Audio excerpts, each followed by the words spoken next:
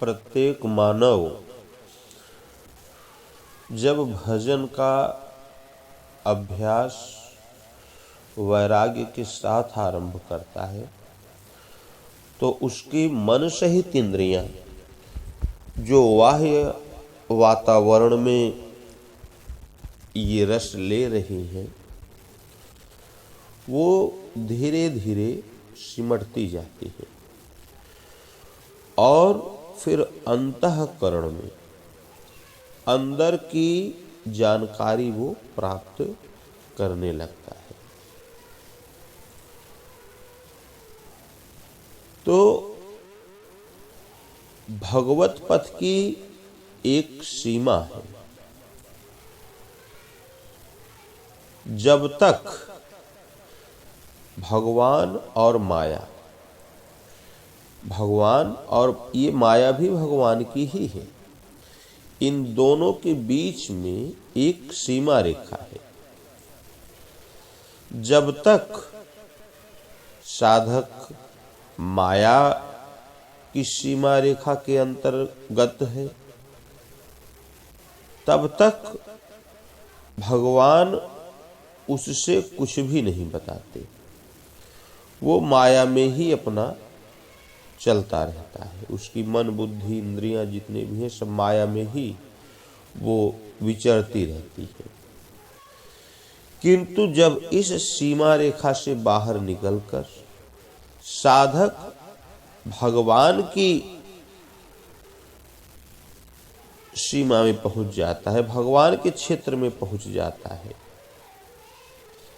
माया का पलड़ा हल्का होता है, भगवान का पलड़ा जब भारी होने लगता है तब भगवान हृदय देश से आपको भजन के वास्तविक स्वरूप की जानकारी प्रदान करने लगते हैं, आपको भजन बताने लगते हैं, पढ़ाने लगते हैं। ये आपको वेद पुराणों में नहीं मिलता।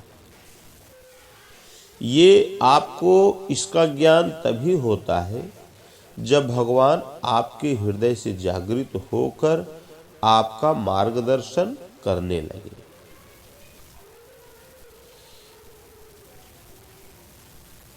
और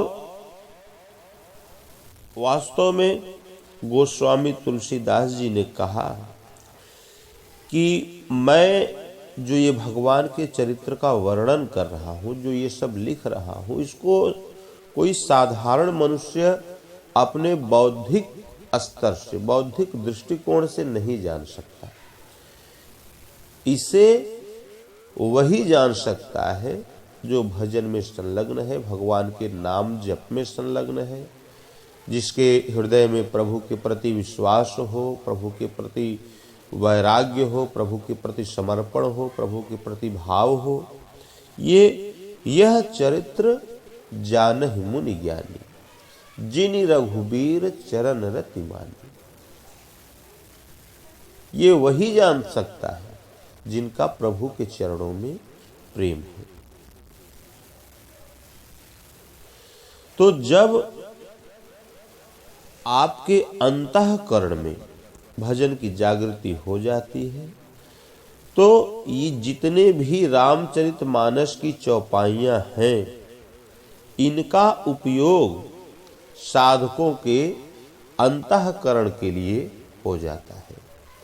विवेक, वैराग्य, सम, दम इत्यादि धारणा, ध्यान, समाधि जो भी है, एक एक पंक्ति का उपयोग वो साधक के भजन में सहायक के रूप में इसका प्रयोग होने लगता है। फिर उस साधक की दृष्टि जब भी उस रामचरितमानस की चौपाइयों पर पड़ेगी, उसके दोहों पर पड़ेगी, उसमें लिखे हुए किसी भी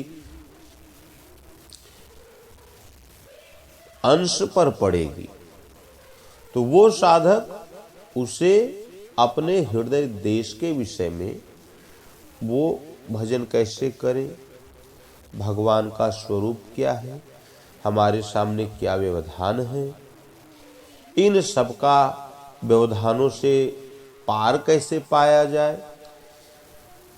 फिर यही रामचरितमानस उसी साधक के लिए भजन की पुस्तक बन जाता है, भगवान के आदेश की पुस्तक बन जाती है, ग्रंथ बन जाती है।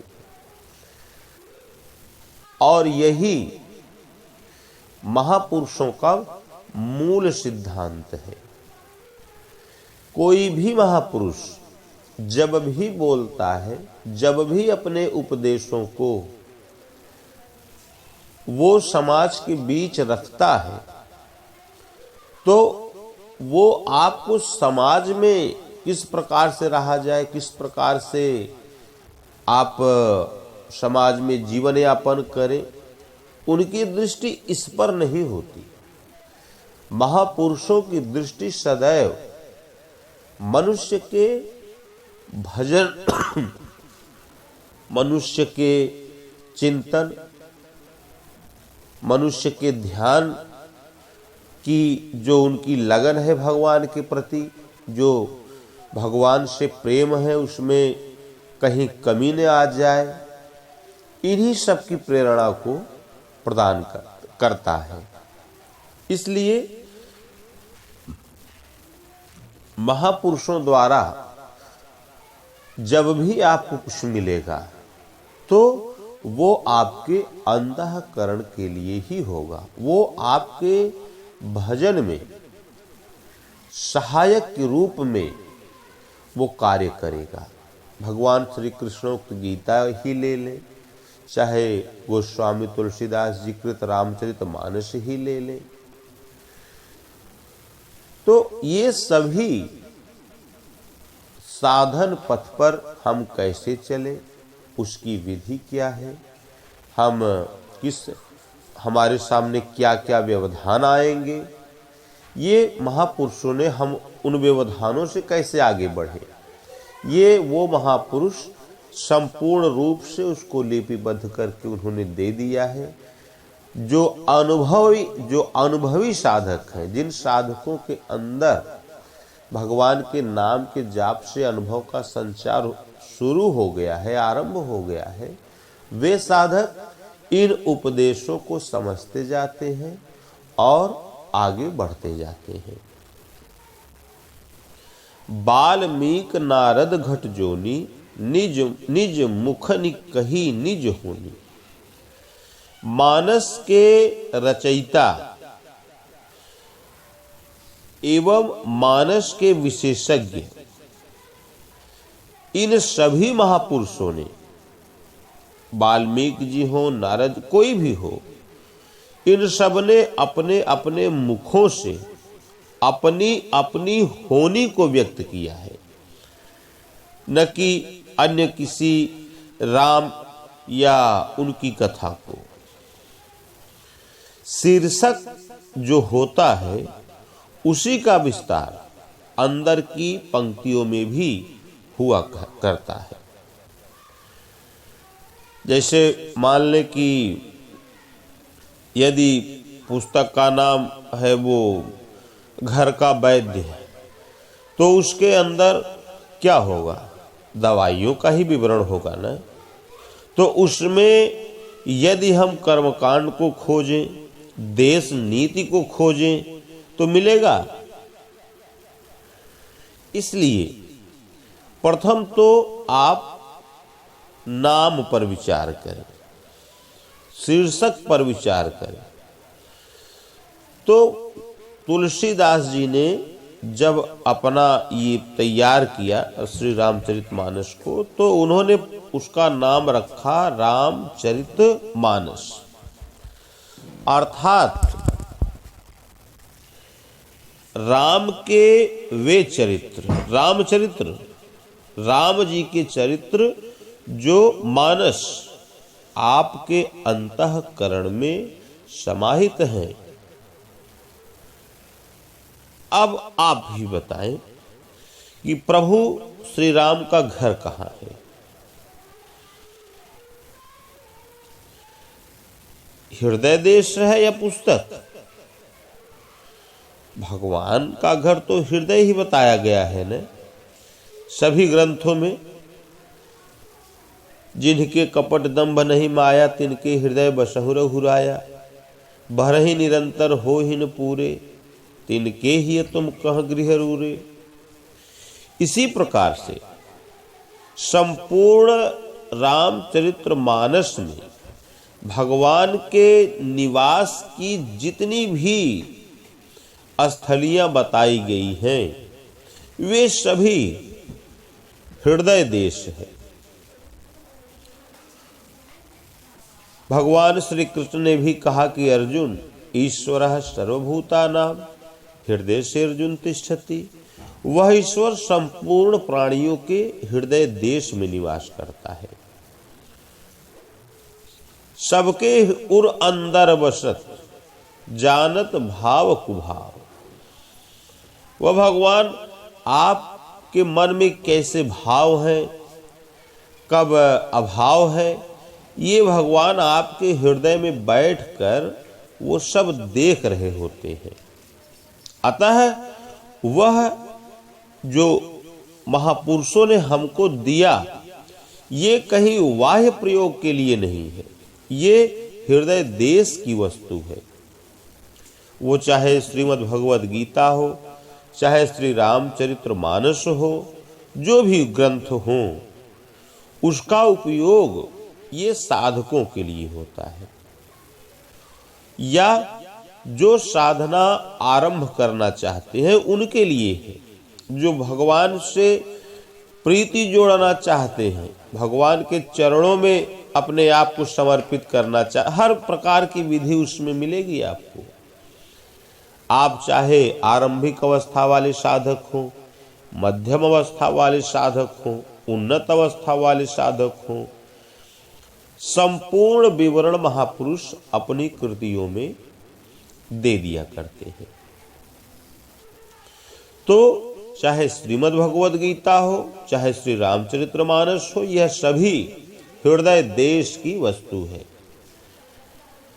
तो राम के वे चरित्र, रामचरित्र मानस जो अंतःकरण में समाहित, इसलिए जो आपके अंतःकरण में समाहित हैं प्रभु श्री राम के चरित्र, वही रामचरित्र मानस का अर्थ है।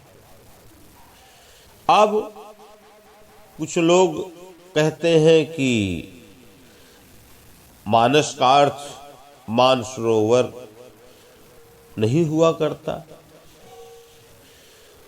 तो गोस्वामी जी ने इस पर भी अपना निर्णय दिया कि आप कदापि भ्रम में न रहें। हर आपके सभी प्रश्नों का समाधान भगवान श्री कृष्ण ने गीता में किया, गोस्वामी तुलसीदास जी ने श्री रामचरित मानस में किया है। सीख मात्र रखने का स्थान आपको न तो श्रीमद् भगवद गीता में मिलेगा, न तो श्री रामचरित्र मानस में मिलेगा। सब कुछ इसमें आपके सभी प्रश्नों का समाधान मिलेगा। मानस का अर्थ मानसरोवर कैसे? तो गोस्वामी जी ने कहा कि जिन्ह एहि बार न मानस धोए, ते कायर कलिकाल बिगोए। अर्थात मानस एक ऐसी वस्तु है जो धोई भी जा सकती है। कलयुग के भयंकर वेग को देखकर भगवान शंकर ने विचार किया कि मानव की बुद्धि विकल है, यदि उन्हें साक्षात भगवान भी मिल जाएंगे तो वे उनसे उदर पूर्ति ही कराएंगे। अरे भाई, माया से बुद्धि कुंठित है। अतः पूर्व साधन क्रमों से साधन जो भजन की विधियां हैं, आरंभिक जो क्रम है, उससे कल्याण नहीं हो सकता। इसलिए द्रवित होकर कल्याणकारी साबर मंत्र की रचना भगवान शिव ने किया। तो कल बिलोक की जगत हित गिरिजा, साबर मंत्र जाल जिन सिरजा। कलिकाल के भयंकर प्रवाह को देखकर शंकर जी ने साबर मंत्र की रचना की, जो जगत के लिए कल्याणकारी होगा। अब देखिए, जो साबर मंत्र की रचना भगवान ने किया, तो वो साबर मंत्र है कैसा? इसमें अनमिल आखर अर्थ न जापू, प्रगट प्रभाव महेश प्रतापू। न तो अक्षरों की ही संगति बैठती है और न अर्थ जाप का ही कोई सिलसिला है। तो अब तो आपको ये समझ में आ रहा है कि ये निरर्थक है, किंतु भगवान शिव के प्रभाव से ये प्रत्यक्ष फल देने की क्षमता है तो मात्र साबर मंत्र में ही है। कलयुग में दूसरा कल्याण का कोई उपाय नहीं है। इसलिए भगवान शिव ने स्पष्ट व्यक्त किया कि सो उमेश मो पर अनुकूला, करहि कथा मुद मंगल मूला। गोस्वामी जी ने कहा कि वही शंकर जी जिन्होंने साबर मंत्र की रचना की है वो मुझ पर अनुकूल हैं, अतः यह कथा मैं कल्याण हेतु कहने जा रहा हूं। इस कथा को सर्वत्र एवं सभी से कहना भी नहीं चाहिए। क्यों? क्योंकि यह न कहिए सठ ही हठशील ही। जो सठ हो, हठ धर्मी हो, जिसके अंदर शील गुण न हो, उससे यह भगवान की कथा नहीं कहनी चाहिए। जो मन लाय न सुन हरि लीलहि, जो मन लगाकर भगवान की कथा को नहीं सुनता, जो भगवान की कथा में प्रेम नहीं रखता, उसके प्रति भी भगवान की कथा को नहीं कहना चाहिए। कहियन लोभी क्रोधी कामी, जो लोभी हो, क्रोधी हो, कामी हो, जो न भजई सचराचर स्वामी, जो सर्वत्र व्याप्त है, कण कण में विद्यमान है, जो घट घट में बसता राम, जो कण कण में जो प्रभु विराजमान है, उन पर विश्वास नहीं करता, जो उनका भजन नहीं करता, उसके प्रति भी नहीं कहना चाहिए। और द्विज द्रोही न सुनाय कबहू। यदि द्विज कौन है, ये एक प्रश्न है। द्विज का अर्थ होता है द्वितीय जन्म। एक जन्म तो माता से होता है, माता के गर्भ से होता है, ये शरीर का जन्म हुआ। दूसरा जन्म होता है वो किसी तत्वदर्शी महापुरुष की सेवा से, उनकी शरण सानिध्य से, उनके बताए हुए मार्ग पर चलकर, नाम जप से, उनके स्वरूप के ध्यान से वो हृदय में जागृत हो जाता है, हृदय में भजन की जागृति हो जाती है। तब वही साधक वो द्विज होता है। जैसा कि सूत्र में आते हैं कि जन्मना जायते शूद्राः, जन्म से सभी प्राणी शूद्र होते हैं। और संस्कारात् द्विज उच्यते, सह अंश आकारः इति संस्कारः। सह माने वह परमात्मा, जब उसका आंशिक संचार आपके हृदय देश में होने लगे, उसका आकार, आंशिक आकार आपके हृदय में आ जाए, आंशिक रूप से वो आपके हृदय देश में संचारित हो जाए, तो वही साधक द्विज होता है। वेदाध्यायी भवेत विप्रः। वेद कहते हैं ज्ञान को। वेदा का अर्थ होता है जानकारी।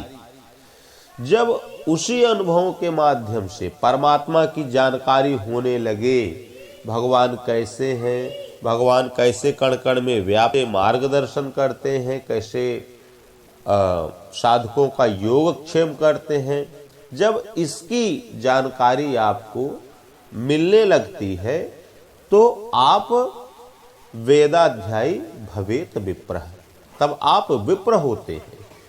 और जो परमात्मा आपके अंतःकरण में प्रसारित होकर आपको भक्ति मार्ग पर, इस साधन पथ पर चलाते हुए अपने स्वरूप में जो विलीन कर लेता है, सोई जानत जिहि देहु जनाई, और जानत तुम्हें ही होई जाए। उसको जानकर जो उसी में प्रतिष्ठित हो जाता है, जब वही साधक, तो वो ब्राह्मण हो जाता है। ऐसा वेदों में उल्लेख मिलता है। अब आजकल की व्यवस्थाएं चाहे जो हो, पता नहीं कौन कहते हैं कि संविधान में, अब हम वो उसकी बात नहीं करेंगे।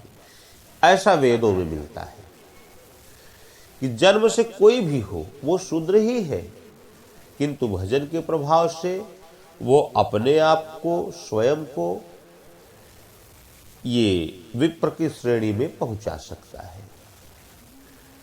जैसा कि हम लोग अगर थोड़ा सा विचार करें तो वाल्मीकि कोल किरात परिवार से थे और अपने समय के सर्वश्रेष्ठ महापुरुष हुए, ब्रह्मर्षि हुए, ब्राह्मण के रूप में प्रतिष्ठित हुए।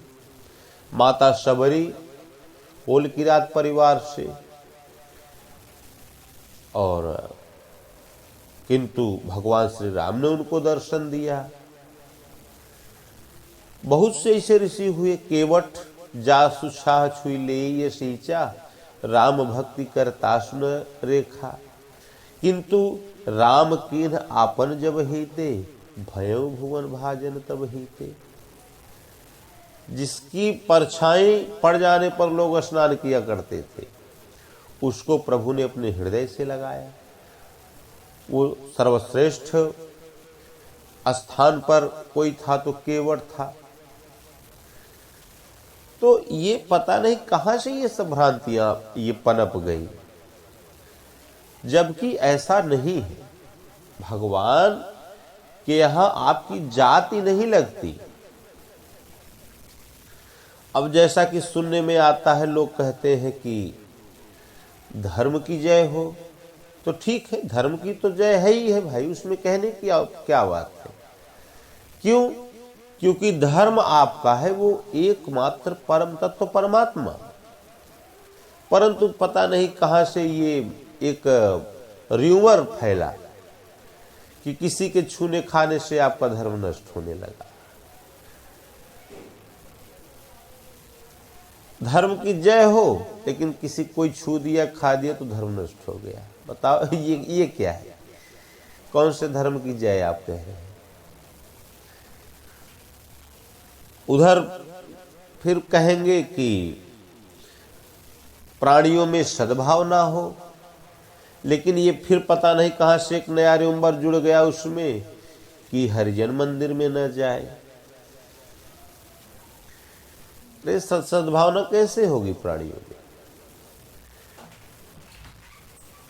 कहेंगे कि विश्व का कल्याण हो, किंतु ये चारों तरफ से वो कहीं उससे शत्रुता, कहीं दूसरे देश से शत्रुता, कहीं कैसे क्या है, समझ में नहीं आता कौन से विश्व का कल्याण कर रहे हैं।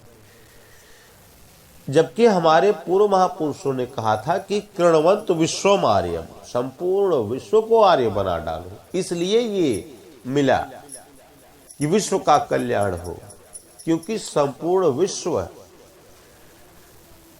ये इसका उद्धार हो सकता है। धर्म की जय इसलिए कि इसका न सतो विद्यते भावो, न भावो विद्यते सतः, उभयोरपि दृष्टो न त्वनयोस्तत्वधर्षिभिः। इसका सत्य का तीनों कालों में कभी अभाव है ही नहीं। व्यापक एक ब्रह्म अविनाशी, सत चेतन घन आनंद राशि, धर्म न दूसर सत्य समाना, आगम निगम पुराण बखाना। तो ये बीच में पता नहीं कहां से र्यूमर एक आ गया कि ऐसी बातें हैं। कोई कहता है कि शंबुक जी को क्यों मार डाला भगवान ने, ऐसा मतलब जिसको जो ही अपना लगा है अपना बोल रहा है, जिसको जो समझ में आ रहा है अपना कह रहा है। शंबुक जी को क्यों मार डाला ये लोगों को याद है। ये लोग नहीं देख रहे हैं कि उन्होंने शबरी का उद्धार किया, वाल्मीकि जी का उद्धार किया, अंगुलीमाल का उद्धार किया भगवान ने, केवट का उद्धार किया, वो सब विस्मृत हो गए। शंबुक जी को क्यों मार डाला ये याद है। अरे मार तो रावण को भी डाला था, तो क्या कहे कि अब अबू कह दे कि रावण को क्यों मारा। ये सब केवल एक सामाजिक व्यवस्था को चलाने के लिए या जो भी लोगों की धारणा हो उससे हमसे मतलब नहीं है। किंतु द्विज, जब आपका द्वितीय जन्म होता है भगवान के आंशिक संचार से, तब आप द्विज होते हैं। जात से यह कोई मतलब मतभेद नहीं है। आप किसी जात के हो, किसी मजहब के हो, किसी संप्रदाय से मतलब रखते हो, यदि आप मानव तन में हैं तो यह वेद आपको व्यवस्था देता है। वेद सदैव से ही एकेश्वरवाद का ही समर्थन करता आ रहा है। पूजन पद्धति है खोटसोपचार की, उसमें आप देखें एक भी मंत्र आपको ऐसा नहीं मिलेगा वेदों में जो किसी एक परमात्मा के अतिरिक्त किसी अन्य के पूजन का आपको मतलब उधर आपको प्रेरित करता हो। वेदों के सभी मंत्र एक परमात्मा के ही स्वरूप के, उनके प्रभाव को, और बस इसी सब में पूरा वेद लगा हुआ है। एक ईश्वर के अतिरिक्त अन्य किसी को भी वेद स्वीकार नहीं करता। भगवान श्री कृष्ण भी उसी वेद का अंश श्रीमद् भगवत गीता, वो कि एक ईश्वर के अतिरिक्त और किसी को स्वीकार नहीं करता। ये पता नहीं कहां से इतना सब ये आ गया, वो भगवान जाने कैसे आ गया, लेकिन अब अच्छा लग रहा है। अब ये सब समाप्ति की दिशा में बढ़ रहे हैं। लोग देख रहे हैं होटलों में खा रहे हैं, मोटरों में खा रहे हैं। अब यहाँ देखते हैं कि वो आ जाता है चुनाव, इलेक्शन, सब जात पात सब खत्म। कोई अगर इलेक्शन में खड़ा हो जा रहा है तो उसके लिए कोई जात न कोई पात न कोई कुछ, भंडारा चल रहा है रोज। तो ये अच्छा लगता है देख के कि एक दूसरे के प्रति ये समता की भावना जो लोगों में है, चाहे जिस भी कारण से है ऐसी बात। वो सब जात पात खत्म, देश काल परिस्थिति के अनुसार व्यवस्थाएं खत्म। तो ये इसलिए वेद कहीं भी मनुष्यों में दरार नहीं डालता। वेद कभी भी एक ईश्वर के अतिरिक्त किसी अन्य के पूजन का आपको निर्देश नहीं करता, और करेगा भी कैसे। वेद के रचयिता वेद व्यास, वेद व्यास जी ने वेद लिखे, उपनिषद लिखे, ब्रह्मसूत्र लिखे, श्रीमद् भगवत गीता भी उन्होंने लिखा, और अंत में अपना निर्णय भी दे दिया। भैया हम जो हमने लिखा पढ़ा जो सब कुछ किया है वो उसमें से शास्त्र कौन है। तो उन्होंने स्पष्ट कहा कि एकम शास्त्रम देवकी पुत्र गीतम, संसार में एक ही शास्त्र है, वही देवकी पुत्र भगवान श्री कृष्ण ने जिसका गायन किया है। एको देवो, एक ही ईश्वर है, देवकी पुत्र एव, वही देवकी जी का पुत्र भगवान कृष्ण। एको मंत्रस्य तस्य नामानि यानि, मंत्र एक ही है जो उन प्रभु योगेश्वर भगवान श्री कृष्ण ने गीता में बताया। ओम इत्येकाक्षरम ब्रह्म, ओम अक्षय ब्रह्म का परिचायक है, तो उसका जाप कर और मेरा ध्यान कर। भगवान श्री कृष्ण ने कहा गीता में कि अर्जुन ओम अक्षय ब्रह्म का परिचायक है, तुम उसका जाप करो, निरंतर जाप करो। जागत सोवत शरण तुम्हारी, तुम ही छाड़ीगत दूसर नाही, राम बसे तिनके उर माही। चलते फिरते उठते बैठते सदैव नाम का जाप करते रहो और माम अनुस्मरण, मेरा स्मरण, मेरा ध्यान कर। एको मंत्र तस्य नामानि और कर्माप्येकम तस्य देवस्य सेवा। कर्म भी ये 25-55 नहीं है, कर्म भी एक ही है।